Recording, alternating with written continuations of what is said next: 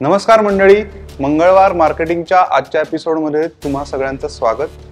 आज योग ऊर्जा या जागीच आपण शूट करतो आहे आणि आपल्याबरोबर आहे देवयानी. तर देवयानी, वेलकम टू मंगळवार मार्केटिंग. Thank you sir. तर योग ऊर्जा काय हे तर तुझ्याकडनं जाणून घेऊया. तू फाउंडर आहेस या ओव्हरऑल व्हेंचरची, पण योग अभ्यास हा तुझ्या जीवनात कसा आला किंवा कुठून सुरुवात झाली? कारण बऱ्याचदा असं लक्षात येतं की लहानपणापासून योगाची प्रॅक्टिस अनेक लोक करतात, पण मध्ये कुठेतरी असं येतं की ती सुटते सुद्धा. त्यामुळे तुझा ओव्हरऑल प्रवास कसा होता? लहानपणी जी प्रॅक्टिस होते ना, ती शाळेमध्ये सूर्यनमस्कार केलेले असतात, आसनं केलेली असतात किंवा कुठेतरी खेळाच्या क्लासला केलेली असतात, असा तो योग असतो आणि मग नंतर तो बाजूला पडतो. आणि केव्हा तरी मोठं झाल्यावर पाठ दुखते म्हणून मग पुन्हा स्टुडिओमध्ये किंवा क्लासमध्ये अनेक जण येतात. माझी थोडी सुरुवात वेगळी आहे. म्हणजे I have always been in sports. मी स्टेट नॅशनल कॉम्पिटेटिव्ह स्पोर्ट्समध्ये कायम राहिली आहे. I was an athlete.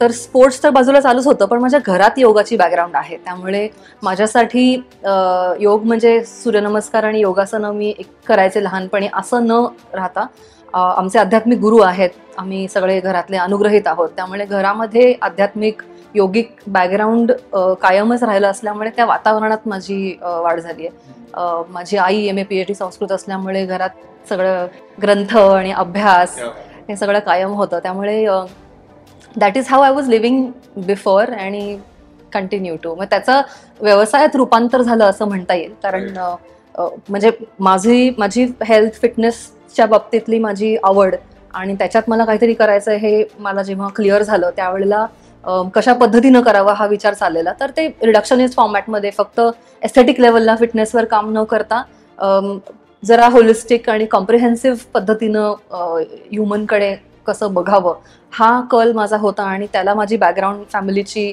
आणि माझ्या अपब्रिंगिंगची आय थिंक खूप चांगली साथ मिळाली माझ्या विचारांना, ज्याच्यातून योग ऊर्जा सुरू झाला. होलिस्टिक अप्रोच हे आपण खूप ऐकतो सगळीकडेच की होलिस्टिक अप्रोचने आम्ही तुमची हेल्थ इम्प्रूव्ह करणार आहोत. तर जेव्हा आपण ह्या विषयी बोलतो त्यावेळेस काय काय गोष्टी लक्षात ठेवल्या पाहिजेत? होलिस्टिक हेल्थ बद्दल बोलायचं असेल तर आपले बिल्डिंग ब्लॉक्स काय आहेत ते समजलं ना तर आपल्याला कळेल की म्हणजे काय. सो ह्युमन बिईंगचे बिल्डिंग ब्लॉक्स काय काय आहेत की शरीर आहे, मन आहे, बुद्धी आहे. त्याला सपोर्ट करणाऱ्या कोणत्या गोष्टी आहेत? मूव्हमेंट, आहार, ओव्हरऑल बिहेवियर, आचरण किंवा लाईफस्टाईल जे काय आपण म्हणते. सो अशा सगळ्या अंगांनी जर ह्युमन बिईंगला बघितलं, होल म्हणून जर बघितलं, तर याचं उत्तर आपल्याला लवकर मिळायला लागेल. आणि ज्यावेळेला आपण होलिस्टिक पद्धतीनं योग किंवा हेल्थ म्हणतो, त्यावेळेला फक्त शारीरिक हेल्थ न म्हणता त्या इतर बिल्डिंग ब्लॉक्सला सुद्धा ऍड्रेस करण्यासाठी काय करायला पाहिजे, then that becomes holistic. Correct. म्हणजे आता जे म्हणजे मे बी तू मला थोडंसं वेगळ्या पद्धतीने सांगू शकतेस. मी थोडं डायरेक्ट विचारतो तुला की बरेचसे योगा क्लासेस दिसतात आजूबाजूला, पुण्याभर, भारतभर बरेच. इंस्टाग्राम वरती पण बरेचसे योगा इन्फ्लुएन्सर्स दिसतात की जे खूप दिसायला फार सुंदर असतात, मुलं मुली दोघही. आणि ते आसनं आणि काही क्लिक बेटी किंवा त्याला ज्याला आपण म्हणू की अट्रॅक्टिव्ह अशा गोष्टी ते करत असतात.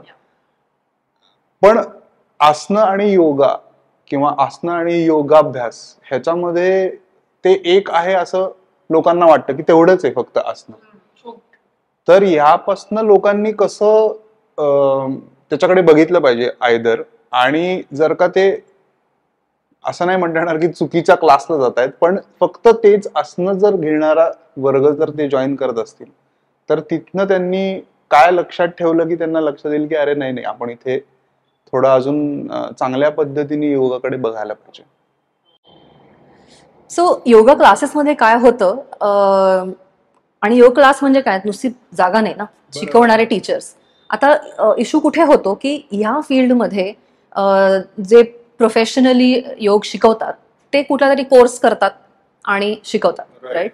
आता प्रॉब्लेम काय होतो की या फील्डमध्ये as compared to any other field असं आहे की टेक्निकली शिकून ते फक्त पास ऑन करणे म्हणजे ऍक्च्युली योग शिकवणं नाही.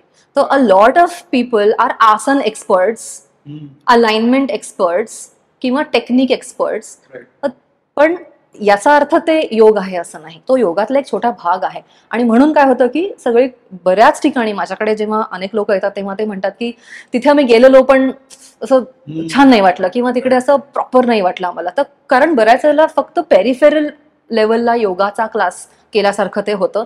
कारण दोष आहे असं म्हणता येणार नाही. या फील्डची मुळात रिक्वायरमेंटच अशी आहे की ऑनेस्टली रिक्वायरमेंट म्हणजे असेल तर बोनस आहे असं म्हणता येईल की जी व्यक्ती योग शिकवतीये त्याची पण थोडीशी प्रगल्भता असेल आणि त्याला जर थोडा योग त्या व्यक्तीत मुरला असेल तर ते व्यवस्थित शिकवलं जातं. अदरवाईज ते ऑल ऑफ देम बिकम आसन एक्सपर्ट्स और टेक्निक एक्सपर्ट्स. तो जो डिफरन्स आहे that is what you are mentioning. आणि आपण जेव्हा म्हणतो होलिस्टिक त्यावेळेला फक्त आसन व्यायाम केल्यासारखं न करता त्या व्यक्तीला समजून त्या व्यक्ती, कारण प्रत्येकाचा टेम्परामेंट वेगळा, प्रत्येकाचं कोपिंग आणि अंडरस्टँडिंग आणि परसिव्ह करण्याची पद्धत वेगळी असते.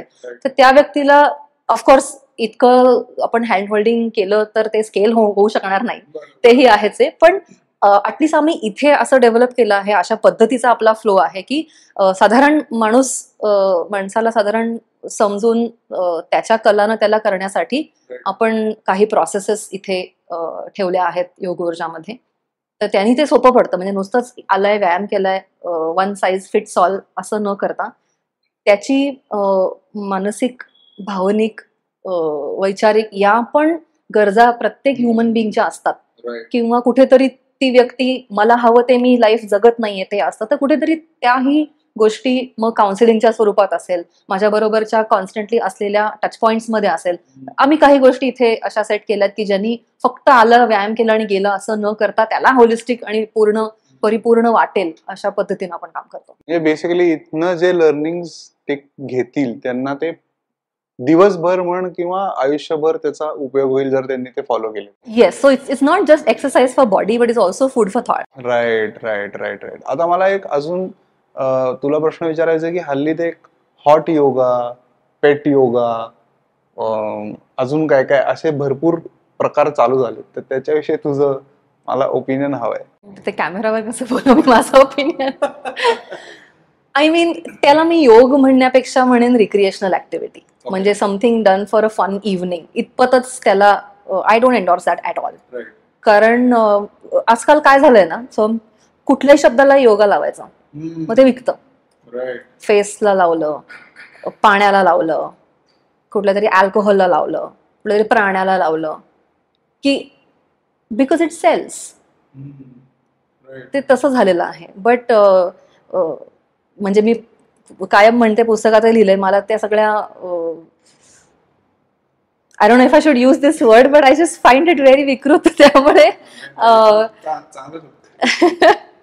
बट योग हा योग सारखा झाला पाहिजे. नाहीतर द प्रॉब्लेम इज हे सगळे फाटे कुठल्यामुळे काय होतंय, लोकांची खूप जास्त कन्फ्युजन वाढत चाललंय. आत्ताच सकाळी एक जण माझ्याकडे आला, त्या म्हणलं की मी केलंय पूर्वी, नाही असं नाही, मला उपयोगही झालाय, 2-3 ठिकाणी गेले, बरा नाही आला एक्सपिरियन्स, 1-2 ठिकाणी आला, पण आता असं झालंय की नक्की कुठे विश्वास ठेवू मला कळत नाहीये.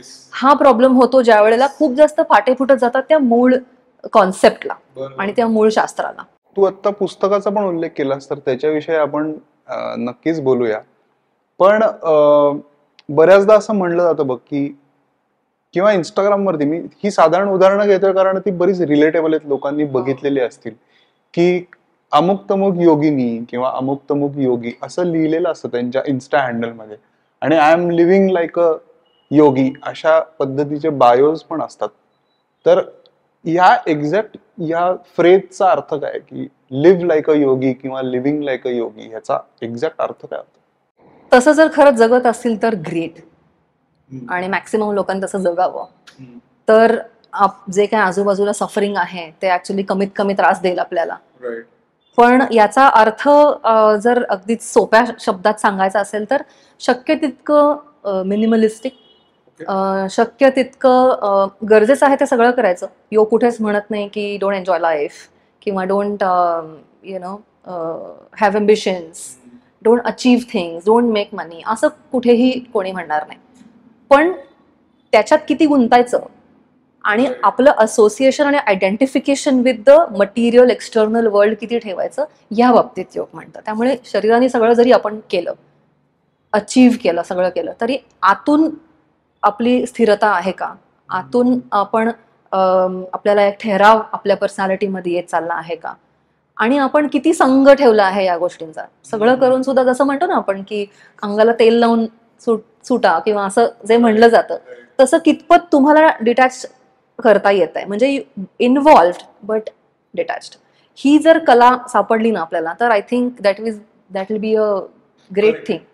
ऐकताना कदाचित ते लक्षात पण येतं की हे असं जगायला पाहिजे, पण हा प्रॅक्टिसचा भाग निश्चितच आहे. तर त्याच्यासाठी काही, आता हा आपण दोन विभागांमध्ये करू प्रश्न, की काही लिटमस टेस्ट आहे का की आपण किती जवळ आहोत ह्या विचारधारेच्या, आयदर, किंवा असे काही चेक पॉइंट्स आहेत का की हे करतोय तर आपण थोडंफार विचार करतोय, किंवा जे तू मगाशी एक चांगला शब्द वापरलास, ठहराव. आणि जर तो नसेल तर अर्थात इथे येऊन तर लोक ते शिकू शकतील, पण जे ऑडियन्स आहे आपलं, त्यांच्यासाठी काही असे, अगेन ट्रिक्स आणि योगा एकत्र जाणार नाही, but I am still saying की काही गोष्टी तपासून पाहू शकतात का, किंवा काही गोष्टी चेंज करू शकतात की ज्यांनी त्यांना थोडासा बेनिफिट मिळेल. हो, हा आतला प्रवास असल्यामुळे ऑब्व्हियसली असं खूप जास्त बाहेरून दिसण्यासारखे changes. But having said that, I tell you, मला मध्ये कोणीतरी विचारलेलं की हे खूप स्लो आहे, किंवा अनेक जण म्हणतात की योग is very slow. Actually it's not.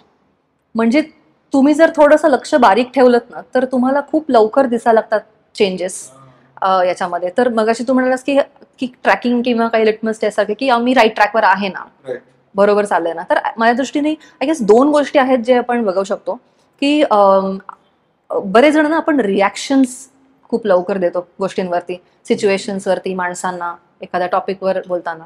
तर आपले जर हळूहळू रिॲक्शन्स कमी होत गेले, रिस्पॉन्ड करतोय पण रिॲक्शन्स कमी होत गेले, तडकन उडणं कमी होत गेलं, तर I think that is a good test to see की I am on the right track. आणि दुसरं, जसं गीतेमध्ये समत्व हा शब्द वापरला आहे, की कुठल्याही एक्स्ट्रीम्समध्ये असं स्विंग केल्यासारखं आपलं मन इकडे तिकडे जात आहे सैरभैर, असं न होता, am I able to balance my काय म्हणतात पॉझिटिव्ह आणि निगेटिव्हला, किंवा कुठल्याही कॉन्ट्रास्ट सिच्युएशन्सला, विचारांना, नात्यातल्या गोष्टींना माझी खूप जास्त एक्स्ट्रीम रिॲक्शन येते का, किंवा एंड जात आहेत का? गीतेमध्ये म्हणलंय की सुख दुःख, शीत उष्ण, मान अपमान, यामध्ये हळूहळू सम यायला लागलं. सम म्हणजे मला काहीच वाटत नाही, मी बधीर आहे असं नाही, पण मला खूप जास्त माझा मान केल्यावर मी खूप हुरळून जातोय, किंवा आणि माझा अपमान झाल्यावर म्हणजे आता मला कोणतरी हात दिल्याशिवाय मी वरच येऊ शकणार नाही. माझी इतकी टोकं होतात का आय एम ओके? माझा मला मान दिला तरी आय एम फाईन, आणि माझा अपमान झाला तरी आय एम फाईन. साधारण या लेवलला हळूहळू येत चाललो आहोत का आपण? I think these two things will be good test. Amazing. आता मेडिटेशन आणि योगा हे पण बऱ्याचदा एकत्र वापरलं जातं म्हणा, किंवा तो त्याचा कसा संबंध आहे, असं काय सांगशील? ऍक्च्युली मला अनेक जण विचारतात की आप सिर्फ योगा लेते हैं या मेडिटेशन भी लेते हैं?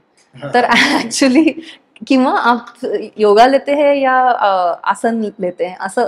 सो मी मगाशी जे म्हणाले ना, की खूप जास्त कन्फ्युजन वाढत चाललं आहे गेल्या काही काळांमध्ये लोकांचं. तर ते शक्य, माझा प्रयत्न तोच असतो कायम, की शक्य तितकं लोकांना ऑथेंटिक याचं ज्ञान म्हणण्यापेक्षा ऍटलीस्ट इन्फॉर्मेशन तरी आपण देऊयात, तो कायम प्रयास असतो. तर actually meditation is very much a part of yoga. म्हणजे yoga is actually an umbrella term. योग ही अशी एक काय म्हणतात त्याला, खूप मोठी टर्म आहे ती, ज्याच्यामध्ये मग योगिक पद्धतीनं जगणं पण आलं, योगिक पद्धतीनं खाणं पण आलं, योगिक पद्धतीनं मुव्हमेंट करणं पण आलं, योगात आसनं आहेत, प्राणायाम आहे, वेगळ्या ह्या टेक्निक्स आहेत, तेही झालं. आणि मग epitome of practices is what, की आपल्याला ध्यानात साधारण रमता यायला लागलं, म्हणजे बसता यायला लागलं, स्थिर व्हायला यायला लागलं. त्यामुळे योग ही एक मोठी टर्म आहे, त्याच्यामध्ये हे सगळ्या गोष्टी आहेत. राईट. कारण एक मला चांगलं उदाहरण आठवतंय की कोणीतरी विचारलं होतं एका मोठ्या प्रॅक्टिशनरला की तुम्ही एवढं मेडिटेशन आणि योगा करता, तर तुम्हाला राग येत नाही का बिलकुल? तर त्याचं उत्तर फार छान होतं की राग येतो, पण माझा राग पटकन संपतो. मी मगाशी जे म्हणाले ना की किती लांब जाता येते आणि किती काळ तिथे आपण धरून ठेवतोय, पटकन सुटतं आहे का. माझे माझे बाबांना मला लहानपणी कायम सांगायचंय, म्हणजे अगदी लहान असताना. माझं आणि माझ्या भावाचं कधी काही भांडण खूप व्हायची ऍक्च्युली, पण झाली की ते मला कायम म्हणायचे की सोडून देता आलं पाहिजे. मी ते इतक्या वेळा ऐकलं लहान असताना की एका पॉइंटला मी त्यांना म्हणाले, बाबा मी अजून लहान आहे, मला माझ्याकडनं एवढी अपेक्षा करू नका की मी सोडून देईन ते. बट मोठं झाल्यावर मला त्याचा ऍक्च्युली इम्पॉर्टन्स कळाला की what does he really mean by that. आपल्याला वाटतं तितकं एखाद्या गोष्टीचा सिग्निफिकन्स नसतो, पण आपण तो आपल्या मनामध्ये धरून ठेवून त्याला वाढवत राहतो आणि रेंगाळत राहतो त्याच्यामध्ये. अँड दॅट इज समथिंग की कुठे सोडायचं, कुठं थांबायचं, किती एक्स्ट्रीमला जायचं नाही आणि गेलं तरी पटकन सेंटरला कसं यायचं. दॅट बॅलन्स आणि दॅट रिॲक्शन्स, त्याबद्दल मग अशी आपण जे लिटमस टेस्ट बद्दल बोललो. अनेक लोक जी ऐकणारी पण आहेत किंवा ओव्हरऑल आपण आजूबाजूला बघतो की हे मोस्टली एखाद्या नोकरीमध्ये असतात, त्यांचे वर्किंग आवर्स वेगवेगळ्या वेळांचे असतात, स्ट्रेच्ड असतात, ट्रॅव्हल असतं, इतर गोष्टी असतात, म्हणजे मित्रांना भेटणं हे याच्यात वेळ जात असतो. या सगळ्या ह्याच्यातनं याच्यासाठी वेळ काढणं अनेक लोकांना असं वाटतं की अवघड आहे. तर त्याच्यासाठी काय कशा पद्धतीने पाहता येईल, म्हणजे मग लोक या प्रॅक्टिसकडे थोड्या वेगळ्या पद्धतीने बघायला लागतील? ऍक्च्युली ज्या गोष्टीचं महत्व पटलंय त्याच्यासाठी माणूस वेळ काढतो. तर टू इट्स इट्स ओन, तुम्ही कुठे आहात, ते मॅस्लोचं पिरामिड आहे ना, की तुमच्या तर त्याचा रेफरन्स घेऊन मी हे मला हे खूप प्रकर्षाने जाणवतं की ज्या वेळेला तुमच्या प्लेजरच्या संकल्पना आणखी आणखी रिफाईन होत जातात, आपण प्लेजर कुठे सीक करतो आहोत त्याच्या सोर्सेस जेव्हा अजून अजून रिफाईन होत जातात, तेव्हा माणूस सेल्फ डेव्हलपमेंटवर लक्ष देतो. जर माझ्या सुख उपभोगण्याच्या संकल्पना जर बाहेर जाणे, पार्टी करणे, इतर काही गोष्टी ह्याच्यामध्ये असतील, तर मी सतत असतील की इनसेशिएबल सारखं की आज आहे मग परत पाहिजे, मग पुढचा विकेंड. तर तो जो एक एंटरटेनमेंट कोमा, माझे गुरु खूप छान शब्द वापरायचे, एंटरटेनमेंट कोमा. तर जितकं आपण त्याच्यात राहू तितकं ऑब्व्हियसली आपलं मन आपल्याला कारण देणार आहे की वेळ नाही आपल्याला. पण जितकं तुम्हाला what is going to make you happy याचे सोर्सेस जेव्हा आणखी रिफाईन होत जातील, तेव्हा माणूस 100% वेळ काढेल. राईट. आता वेळ काढण्यावरनं आपण थोडं कॉर्पोरेट ट्रेनिंगकडे जाऊ. कारण की बरेचसे तुझे क्लायंट्स हे CXO लेवल आणि ते पण आहेत की जे खूप मोठे मोठे बिझनेसेस किंवा नोकऱ्याच्या सुद्धा त्यांचे काय म्हणतात पद मोठी आहेत. तर त्या लोकांचं ट्रेनिंग घेणं कितपत चॅलेंजिंग आहे. आणि दुसरं, ओव्हरऑल जेव्हा योगाचे तुझं सर्व्हिस ऑफरिंग आहे from a business point of view, आता मी बोलतो, त्याचा स्केलअप आणि त्याचा ओव्हरऑल त्याची मॅनेजमेंट याविषयी थोडंसं सांग.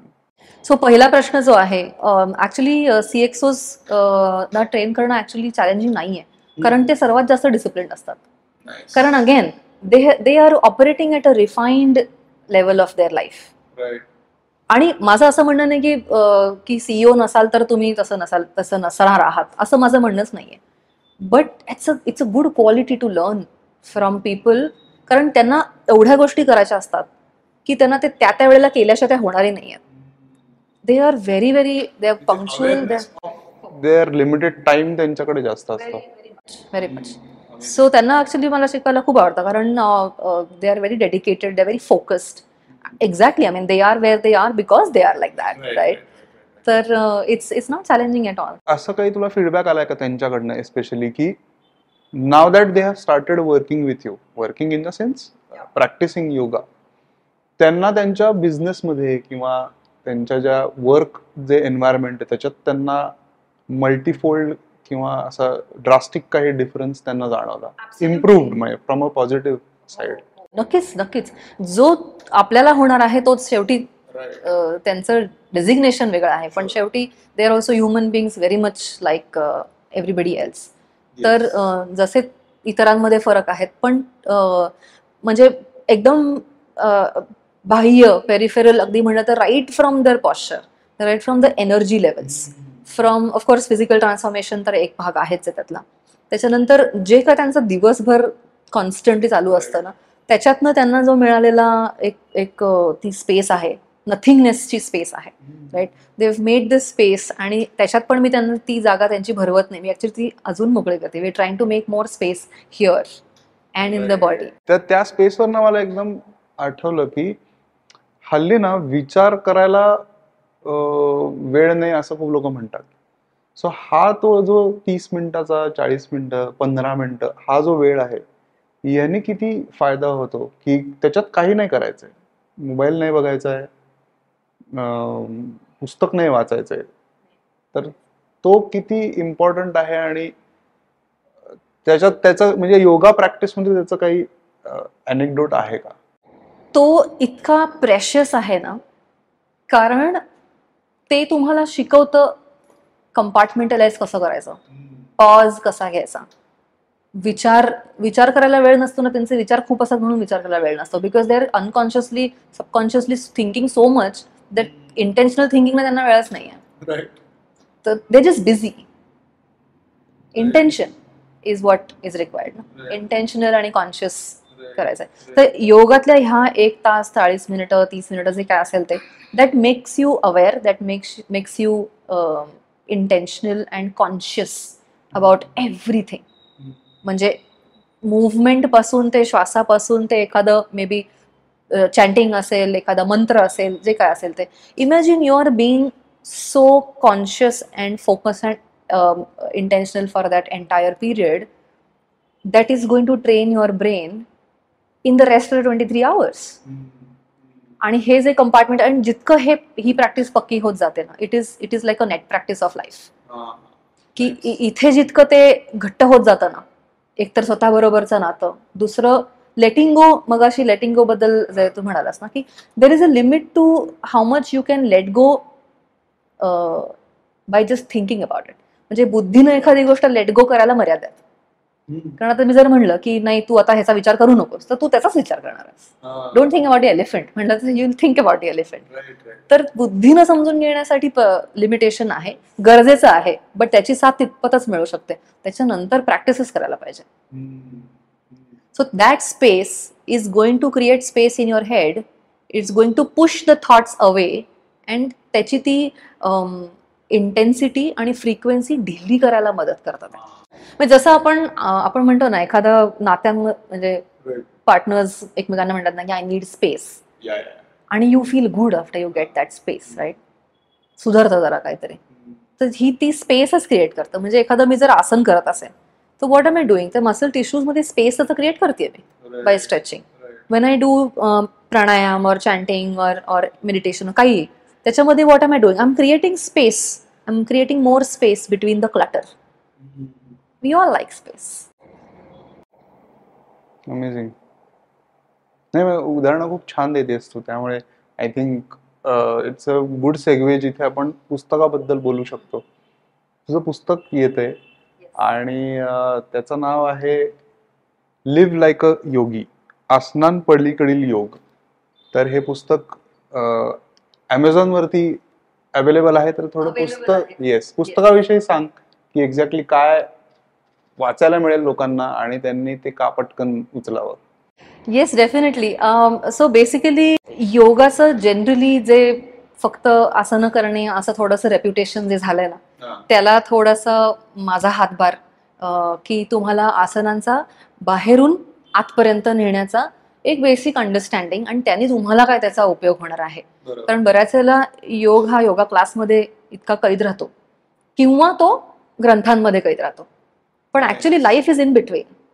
आपण ना कायम मॅटवर बसू शकणार आहोत, ना आपण कायम ग्रंथ घेऊन ते वाचू शकणार आहोत. थोडा वेळ काढलाच पाहिजे वाचायला, बट कायम तर ते होणार नाहीये. पण मग ते प्रॅक्टिकल शास्त्र, ते इतकं प्रॅग्मॅटिक शास्त्र आहे, त्याला आपल्या लाईफमध्ये त्याचे बेनिफिट्स मिळण्यासाठी काय केलं पाहिजे. तर योगिक जीवन वगैरे जे आपण म्हणतो म्हणजे काय, what does it mean by that, ते अगदी सोप्या भाषेमध्ये या पुस्तकात मी लिहिण्याचा प्रयत्न केलाय. की अगदी बाह्य याच्यामध्ये 3 सेक्शन्स आहेत. पहिला आहे शरीर, दुसरं आहे मन, आणि तिसरं आहे शरीर मना पलीकडे. सो बॉडी लेवलला काय केलं की तुम्हाला तुमची तयारी होत जाईल बॉडीची. मग त्याच्यामध्ये फिटनेस हाही एलिमेंट आहे, त्याच्यामध्ये इलनेसेस, आजार किंवा इम्युनिटी किंवा स्ट्रेस, हेही विषय आहेत which are very very real issues. तर ह्यांनाही टच केलं आहे की योगाचं यांच्यावरती काय परिणाम होतो आणि how you can tackle these issues with the help of योग. सो हा बाह्य योग. दुसरा सेक्शन मन, ज्याच्यामध्ये थोडंसं आतमध्ये अटेन्शन घेऊन जाऊन, आता मनाच्या लेवलला, कारण विश्व आहे आतमध्ये, राईट, आपल्या. तर मग ते थॉट्स, इमोशन्स, रिॲक्शन्स, रिलेशनशिप्स, अशा मनाच्या राज्यातल्या अनेक गोष्टी आहेत जे आपल्याला खरं म्हणजे खूप त्रास देतो बऱ्याच वेळेला. आणि बाहेरून सगळं जरी बरं वाटलं तरी आतमधनं अस्वस्थ असतो माणूस. तर त्याच्यासाठी योगाची कशी मदत होईल. आणि मग तिसरं आहे शरीर मना पलीकडे. मग तिथे थोडंसं योग, अध्यात्म, स्पिरिच्युअलिटी ह्यातला थोडासा सटल ॲस्पेक्ट टच करत नेलंय. म्हणजे सायन्स आणि फिलॉसॉफी यांचं कॉम्बिनेशन ठेवत पूर्ण पुस्तकाचा फ्लो आहे. आता जेव्हा तू स्पिरिच्युअलिटी म्हणलीस ना, त्यावेळेस मला समोर एक असं स्पेसिफिक टार्गेट ऑडियन्स डोळ्यासमोर आला की जे टिपिकली 18-16 वयोगटाचे, 16 ते 25, 26, 27, अगदी 30 पर्यंत लोकांना असं वाटतं की हे स्पिरिच्युअल किंवा अशा काही गोष्टी यायला लागल्या समोर, whether it is Instagram reel और पुस्तक असेल, तर हे या वयात करायच्या गोष्टी नाहीत असं लोकांना वाटतं. तर त्यांना तू काय सांगशील? कारण की अर्थात तसं नाहीये, पण त्यांना तू काय सजेस्ट करशील की कशा पद्धतीने पहा, कशा पद्धतीने अप्रोच करा? ऍक्च्युली खूप चांगला प्रश्न आहे. आणि पुस्तकात एक सेक्शन आहे ज्याचं नाव आहे अध्यात्म तरुण वयापासून का केलं पाहिजे किंवा रिटायरमेंटची वाट का बघायची, असं एक सेक्शन आहे.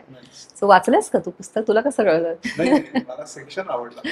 राईट. तर सो बेसिकली स्पिरिच्युअलिटी किंवा अध्यात्म किंवा योग ही ऍक्च्युली एकाच कॉन्सेप्टची वेगवेगळी नावं आहेत, असं आपण करूयात.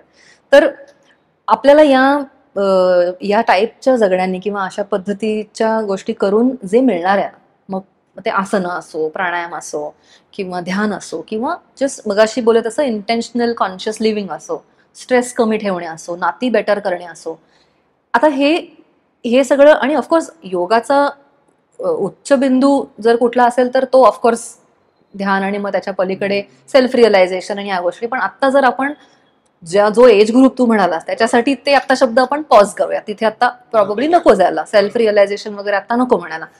पण योगाचे हे जे लाईफ रिलेटेड जे बेनिफिट्स आहेत ते आपल्याला जर तरुण वयामध्ये मिळाले तर isn't life going to be better.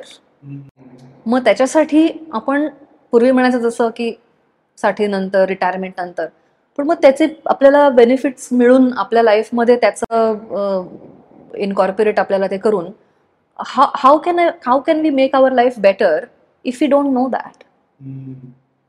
Especially ज्या वयात कॉम्प्लिकेशन सुरू होतात, बॉडी रिलेटेड कॉम्प्लिकेशन्स, आयडेंटिटीचे कॉम्प्लिकेशन्स, नवीन नात्यांमध्ये पडायला सुरू होतो माणूस, त्याचे कॉम्प्लिकेशन्स. जोपर्यंत तुम्ही स्वतःलाच ओळखत नाही आहात तोपर्यंत त्या नात्याला काय न्याय देणार आहात? योग तुम्हाला जर स्वतःकडे घेऊन जाऊन स्वतःची ओळख अजून चांगल्या प्रकारे करून देणार असेल तर त्याचा उपयोग खरं म्हणजे ह्या तरुण वयात आहे आपल्या. आणि तिथे एक इन्फॉर्मेशन ओव्हरलोड पण ह्या वयोगटात भरपूर होतोय आता, की खूप सारे सोर्सेस आहेत जिथनं बरीच वेगवेगळी माहिती मिळते त्यांना.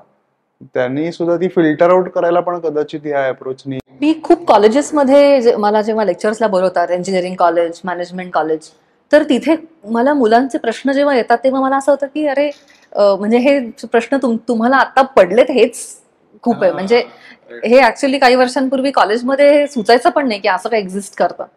तर दॅट इज ट्रू. खूप एक्सपोज खूप झाले आहेत मुलं मुली या सगळ्या गोष्टींना. त्यामुळे प्रॉब्लेम काय होतोय की नुसतंच इन्फॉर्मेशन नॉलेज कसलंच नाहीये. तर ते नॉलेजकडे हळूहळू इन्फॉर्मेशन जर गेली आणि ते जायला हवी असेल तर ती आत मुरली तर त्या इन्फॉर्मेशनचं नॉलेज होईल. रिफाईनमेंट ऑफ इन्फॉर्मेशन आणि action on the information is knowledge ना, कारण ते तुमचं बनतं. आता पुस्तक लिहिण्याविषयी एक प्रश्न विचारतो की ते फार छान असतं की आता पुस्तक येते, ते लोकांनी घेतलं पाहिजे, ते कुठे मिळेल हे सगळं आपण डिस्क्रिप्शन मध्ये टाकूच या. पण आता त्याला लागणारा वेळ लिहायचा, त्याचे ड्राफ्ट्स आणि ती थोडीशी प्रोसेस अनेक लोकांना असं वाटतं की ते फार सोपं आहे, कारण तुला ते सगळं ज्ञान अवगत आहे म्हण, किंवा त्याच्यात तू इतके वर्ष प्रॅक्टिस करते, तुला काय सोपं आहे लिहायला पुस्तक, अशी एक कॉमेंट येऊ शकते. म्हणजे तू काही स्वतःला रायटर म्हणून बघत नसशील असं मला वाटतंय. हो. तर ती प्रोसेस कशी होती ओव्हरऑल? ऍक्च्युली मी 2020 आणि 21 मध्ये 2 वर्ष सकाळमध्ये आर्टिकल्स लिहित होते. तर त्याच्यामुळे मी एनिवे 2 वर्ष त्या फ्लोमध्ये होतेच लिहिण्याच्या. आणि मग तिथून ऍक्च्युली मला पहिल्यांदा त्यांच्याकडूनच आलं की पुस्तक लिहायला पाहिजे, चांगलं चाललंय, कारण लोकांचा खूप चांगला प्रतिसाद मिळाला. आणि इनफॅक्ट म्हणजे पेपर, न्यूजपेपर ऍक्च्युली रोज नवीन येत असतो, त्यामुळे तसा त्याचं सकाळचा पेपर संध्याकाळी बऱ्यापैकी संपलेलं असं त्याचं हे, राईट. पण अजूनही इतके महिने होऊन गेले, 2 वर्ष पुढे होऊन गेली, तरी सुद्धा अजूनही रिकॉल आहे. आणि अनेक लोक म्हणतात की आर्टिकल्स तुमचे आठवतात मला. म्हणजे खूप लोक नुसतेच बाहेर भेटले सोशल तरी म्हणतात की तुमचे आर्टिकल्स मी वाचलेले आहेत. तर that's a great sign actually. But anyway, त्यामुळे त्या लिखाणाच्या मी फ्लोमध्ये होतेच. मला खरंच असं नव्हतं कधी वाटलं की मी लिहू शकेन किंवा असं काही, मी विचार नव्हता केला. पण हे काम सुरू केल्यावर, योगात काम करायला लागल्यावर, लिखाण जसं शिकवणं असतं, लिखाण हे मीडियम आहे, another medium of putting across the same thought and the same knowledge that I have in a return format. तर मी ते सुरू केलं तेव्हा असं वाटलं की ओके, नॉट बॅड, जमतंय. आणि मग ते सुरू झालं, सगळ्यांना आवडलं पण ते. आणि मग जेव्हा पुस्तकाबद्दल मला थोडंसं पुश करण्यात आलं की आय मस्ट राईट, मग त्याची प्रोसेस सुरू झाली. पण एकदा आय गेस माझी प्रोसेस अशी आहे की एकदा मला काय लिहायचंय ह्याला थोडासा सापडलं की मग देन इट जस्ट फ्लोज. आणि मग एडिट किती अवघड गेलं? म्हणजे इन द सेन्स काही वेळेस कसं होतं की 1-2 अप्रोचेस असतात की लिहिताना विदाउट थिंकिंग तुम्ही पटपट पटपट जास्त पानं लिहा, आणि मग एडिट करताना ते खूप मायन्युटली एडिट करून त्याची नंबर ऑफ पेजेस कमी होतात. ऍक्च्युली मला आधीपासूनच मी कशी आहे सांगते. मला ना काय करायचंय याची क्लॅरिटी आधीच लागते, आणि मग then I go towards that goal. That is how I am. तर पुस्तकाच्या वेळेला सुद्धा डेडलाईन असली ना, I function better under pressure. त्यामुळे मला जेव्हा माहिती आहे ना की या वेळेला आपल्याला संपवायचं आहे, तर मी म्हणजे मंडे टू सॅटर्डे काम आणि संडे फक्त रायटिंग डे असे मधले दिवस गेलेले आहेत. म्हणजे नॉन स्टॉप 7 days कॉन्स्टंटली काहीतरी, किंवा दुपारचा वेळ लिखाणाला काही तास, असं म्हणजे ऑल कॉम्बिनेशन्स केलेले आहेत. पण आय डोंट थिंक एडिटला एवढं काही झालं, बिकॉज आय न्यू की किती पानांचं पुस्तक असणार आहे, how I am going to break it down, किती चॅप्टर्स आहेत, तो फ्लो काय असेल, हे मी आधीच सॉर्ट ऑफ कोरिओग्राफ करून ठेवलं. So book writing was something like a dance to me. I enjoyed it. I hope people who read will enjoy also. आता मला हे सांग की हे पुस्तक वाचायला काही म्हणजे असं हे पुस्तक आहे का की कुठलंही पान उघडा आणि तुम्हाला कळेल का? They should start from page 1 to... नाही, actually good question. Both approaches are fine. म्हणजे त्यांनी कुठलंही पान, असे पण सेक्शन्स आहेत की जे कॅप्सूल सारखे पण लिहिलेले आहेत. So they can just talk. म्हणजे एक सेक्शन आहे लोनलीनेस बद्दल, किंवा एक सेक्शन आहे 2 विचारांमधला पॉज, किंवा हा जरा मुद्दा एक्सपांड कर ना, 2 विचारांमधला पॉज. म्हणजे आपण मगाशी जसं बोललो की गर्दी जी असते विचारांची, तर ते विचार असेच आपोआप तर थांबणार नाहीये. आपण ज्यावेळेला हे प्रॅक्टिसेस करतो योगातल्या, तर त्यांनी आपण थोडीशी मगाशी म्हणत तसं स्पेस क्रिएट करतो. तर काही काळ विचार थांबतात, परत सुरू होतात. पण ते थांबलेली जी स्पेस आहे ना, तो पॉज आहे ना, दॅट पॉज ऑफ नथिंगनेस. काहीच नाही, there is no mental movement, there is no physical movement, it's just a pause. तो पॉज वाढवणे जे आपल्याला ध्यानात ऍक्च्युली करायचं असतं, तर त्या पॉजकडे कसं जाता येईल, because that is gold. That pause is gold. आणि तो असाच येत नाही. आणि तो pause, believe me, is not तंद्री. तो पॉज म्हणजे तंद्री नाही आहे, तो इंटेन्शनल पॉज आहे, व्हॉलंटरी पॉज आहे. आणि तो असा येत नाही, सर आता आपण विचार नाही करायचा, असा पण येत नाही तो. It's interesting. पण तो अनकम्फर्टेबल करतो का लोकांना? Absolutely not. It is the most comfortable pause. It is the most comfortable space to be in. Because it's just you. म्हणजे सोहमही नाहीये हा, he is not associated with his काहीच नाही. तुझं you are identity less in that. You are just you. It's just your existence and you are just being in it. काहीच नाही, कुठलाच संघ नाहीये. You are not with respect to anybody or anything. आणि तोच इनफॅक्ट इतर गोष्टी uncomfortable आहेत. म्हणजे सारखं कोणाला तरी काहीतरी अनसरेबल असणं किंवा सारखं कुठेतरी शो अप करणं, एका पद्धतीनं सारखं असणं, शो करणं, पुटअप करणं किंवा उलट ते जास्त टायरिंग आहे ना. पण ह्या पॉजनी ना तिथल्या काय म्हणतात त्याला, तिथलं वजन हळूहळू कमी व्हायला लागतं. ज्यावेळेला हा पॉज आपल्याला एक्सपिरियन्स करायला मिळतो, तितकं उलट बाकीच्या लाईफमध्ये ना तुम्ही you start gliding slightly. So हे सगळं पुस्तकामध्ये थोड्याफार प्रमाणामध्ये वाचायला मिळेल. राईट. सो आणि कुठे मिळणार आहे, लोकांना कुठे ऑर्डर करता येईल? अमेझॉन वरती तर डेफिनेटली आता प्री ऑर्डर सुरू झालं आहे. अमेझॉनवर आता अवेलेबल आहे. आपण लिंक देऊच लोकांना, तर ते ऑर्डर प्लेस करू शकतात. आणि पुढच्या काही दिवसात जेव्हा ऑफिशियली पब्लिश होईल, कार्यक्रम असेल, ऑफकोर्स यू आर इन्व्हायटेड. त्याच्यानंतर मग सगळीकडे ऑफलाईन स्टोअर्स मध्ये असेल उपलब्ध. हे आता ही जी जागा आहे ती आहे कोथरूड परिसरामध्ये. अगदीच काय खूण सांगता येईल बरं, स्वप्नशिल्पच्या समोर जो एरंडवणा म्हणजे जो मेंदळे गॅरेजचा जो रस्ता आहे तिथल्या स्वप्नशिल्पच्या इथे. तर इथे येणाऱ्या लोकांना किंवा इथे जर लोकांना यायचं असेल तर त्याचे काही डिटेल्स पण सांग, की काय काय सर्व्हिसेस ओव्हरऑल तू ऑफर करतेस आणि लोकांनी कसं तुझ्याकडे अप्रोच व्हावं. सो इथे आपण जनरल फिटनेससाठी योगचे बॅचेस तर आहेतच, पण आपण योग थेरपी पण करतो. म्हणजे काय की कुठले हेल्थ कन्सर्न्स असतील फिजिकल लेवलला किंवा मेंटल लेवलला काही, तर त्याच्यासाठी पण योगा थेरपी किंवा थेरप्युटिक ॲप्लिकेशन्स ऑफ योग असे आहेत अनेक, ज्याच्यामध्ये लाईफस्टाईल डिसऑर्डर्स किंवा अशा पद्धतीचे हेल्थ कन्सर्न्सवर योगाचा उपचारात्मक पद्धतीनं ॲप्लिकेशन्स आहेत, ते आपण करतो. ऑफकोर्स मेंटल हेल्थ आजकाल आपण खूप बोलतो मेंटल हेल्थबद्दल, तर त्याच्यावरही बरंच काम करतो आपण. कॉर्पोरेट क्षेत्रात आपण बरंच काम करतो. त्यामुळे आपण इथे जनरली ग्रुप सेशन्स असतात, इंडिव्हिज्युअल ट्रेनिंग असतं, इंडिव्हिज्युअल हँड होल्डिंग करतो आपण.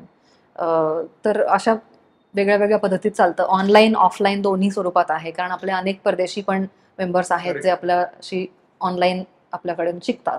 आता एक मला आता बोलता बोलता सुचलेला प्रश्न आहे अगेन. हल्ली ना स्लीप बद्दल खूप लोक बोलताना दिसतात, वेस्टर्नर्स जास्त करून. आणि त्यांचं मी बऱ्याच पॉडकास्टमध्ये ऐकलेलं पण आहे. सो त्यांचं लॉजिक इज परफेक्ट.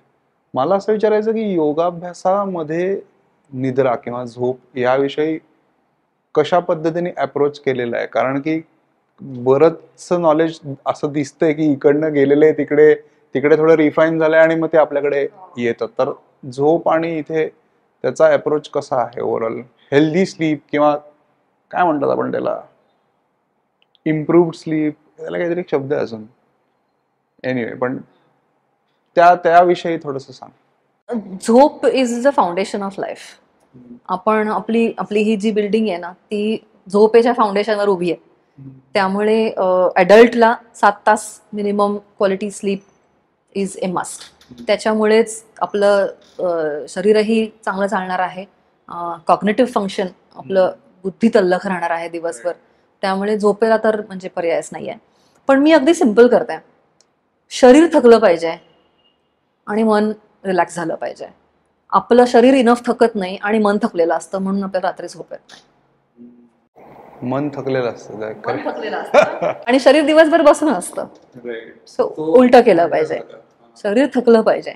सो जी कुठली वेळ असेल, ऑफिसच्या वेळा, कामाच्या वेळा, काय असेल ते सांभाळून शरीराला इनफ थकवा. सगळं आतमधून सर्क्युलेशन. मन न थकण्यासाठी काय करायला पाहिजे परत? योगा से ही होगा. हे अच्छी टॅगलाईन आहे, योगा से ही होगा. बेस्ट आहे. तुला आता काय जाणवतंय की लोकांनी काही गोष्टी केल्या पाहिजेत. काही वेळेस असं होतं ना की आपण एखादी सर्व्हिस ऑफर करतोय, अरे हे मी सांगते एवढं किंवा एवढ्या पद्धतीने मला हे इम्प्रूव्ह करता येऊ शकता, हा कॉन्फिडन्स आहे तुझा.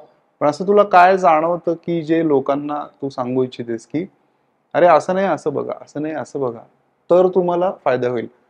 अगेन तुझ्याकडे येतील नाही येतील हा वेगळा मुद्दा आला, पण ते काय तुला प्रमोट, असं तो त्रास देणारा काय फॅक्टर आहे तुला? त्रास देणारा फॅक्टर एक आहे की बरेच जण प्लॅनिंग आणि थिंकिंग खूप करतात पण ऍक्शन्स कमी घेतात. म्हणजे ते चौकशी खूप करतील, सगळं माहिती घेतील, 4 ठिकाणी जातील आणि तिथेच त्यांना सायकोलॉजिकली कुठे असेल की I am taking steps towards that, but actually until you show up you have not taken action, you have gathered information. पण तसं होतं ना खूप वेळेला होतं. आणि ह्यातला दुसरा पार्ट हे असा आहे की बरेच जण ना कारण शोधतात की का नाही केलं पाहिजे. म्हणजे फॉर एक्झाम्पल, मी जर तुझ्याकडे आली आहे आणि मी 3 आठवड्यांनी जर कुठेतरी गावाला जाणार आहे, तर मी म्हणते की मी याच्या 3 आठवड्यांनी माझं ट्रॅव्हल आहे, माझं 3 दिवसाचं 4 दिवसाचं, त्या माझे मिस होणार आहे, मी जाऊन येते आणि करते. So we completely disregard the fact की तोपर्यंत 3 आठवडे आपण काय करू शकतो, आणि त्या 3 दिवसांसाठी किंवा 4 दिवसांसाठी तू अख्खा महिना घालवणार आहेस of inaction, not taking the first step. तर आपण हे स्वतःलाच कन्व्हिन्स करत असतो की का नाही केलं पाहिजे. आणि हे असं मी खूप बघते. आणि आय थिंक हे इतर गोष्टींमध्ये सुद्धा हे पर्कोलेट होत असणार आहे, हीच थॉट प्रोसेस. वर्क असेल, बाकी गोष्टी असतील त्याच्यामध्ये सुद्धा नाही. सो असं करायला नाही पाहिजे लोकांनी. आणि पहिली स्टेप अर्थात घेतली पाहिजे. इन टर्म्स ऑफ बिझनेस आता मी परत एकदा त्या ह्याला येतो की एकतर तुझा स्केलअप चा प्लॅन कसा होता, तो इम्प्लिमेंट झालाय का इन टर्म्स ऑफ युअर जे काही आराखडे होते, आणि इथून पुढे तू कसं बघतेस. ऑब्व्हियसली ग्रोथ हा फॅक्टर असतोच, पण अजून काही अपकमिंग गोष्टी ज्या तुला सांगायच्या आहेत? सो स्टुडिओमध्ये ज्या पद्धतीनं काम चालू आहे ते तर ऑनगोईंगच आहे आणि ते चालू राहील. पण आता पुढचे प्लॅन्स माझे असे आहेत की टेक एनेबल्ड मला म्हणजे काम चालू आहे already. Maybe next time when we meet I will share more, I will have more to share. तर टेक एनेबल्ड एक आयडियावरती काम चालू आहे. म्हणजे योग, सेंट्रल थीम विल बी योग आणि ऑथेंटिक योग. प्रॉब्लेम काय झाला आहे आता, टेक म्हणलं किंवा जनरली बाहेर जे मगाशी आपण जे म्हणत होतो की खूप जास्त क्लासेसमध्ये किंवा या वेगळ्या वेगळ्या फिटनेस चेन्समध्ये ज्या पद्धतीनं घेतलं जातं किंवा ॲप्सवरती जे जे शिकवलं जातं ते खूप ना योगाला कमॉडिटाईज करून शिकवलं जातं. तर माझा पूर्ण प्रयत्न हा आहे की कमॉडिटाईज न करता तरी पण स्केल करून ऑथेंटिकच योग लोकांपर्यंत पोहोचलं पाहिजे. तर ते आता टेकच्या माध्यमातून मी करते आहे. That is one. आणि दुसरं, योगा थेरपी जसं मी म्हणाले वेगवेगळे हेल्थ कन्सर्न्सबद्दल, तर त्यातल्या एका हेल्थ कन्सर्नवरती स्केल करून तो एक थेरप्युटिक हे पकडून सो त्या दृष्टीनं मी काम करते. सो एक ओव्हरऑल योग कम्प्लिटली, आणि दुसरं एक थेरपीमध्ये पहिलं काम माझं सुरू झालं ज्याच्यामध्ये खूप प्रिव्हॅलंट असलेला एक त्रास लोकांचा. I am working on that. So these are the 2 things I am looking forward to in terms of scale, apart from माझं रुटीन, माझं B2C B2B आपले इंटरनॅशनल मेंबर. परत एकदा आय थिंक तू अपील कर लोकांना की पुस्तक घ्या आणि आपण राऊंड 2 100% करूया. Once your tech part is in shape और रेडी टू लॉन्च और लॉन्च झालंय आणि आपण ते we can discuss about that. आणि all the best for your book. आणि आपण भरपूर लिंक्स वगैरे शेअर करूच या. आय होप की पहिली आवृत्ती पटकन तुझी संपून जाऊ दे, सो दॅट दुसरी आवृत्ती घेता येईल. सो नक्की पुस्तक विकत घ्या. तर तू एकदा फक्त सांग लोकांना. सो माझं पहिलं पुस्तक लिव्ह लाईक अ योगी हे आता ॲमेझॉनवर अवेलेबल आहे. त्याची लिंक तुम्हाला देण्यात येईल. तर आय होप तुम्हाला हे पुस्तक आवडेल आणि I would love to hear your feedback. And yeah, live like a yogi. Thanks a lot Devani. Once again आपण परत एक प्लॅन करूच या एपिसोड. आणि मंडळी, तुम्हाला हा एपिसोड कसा वाटला हे नक्की आम्हाला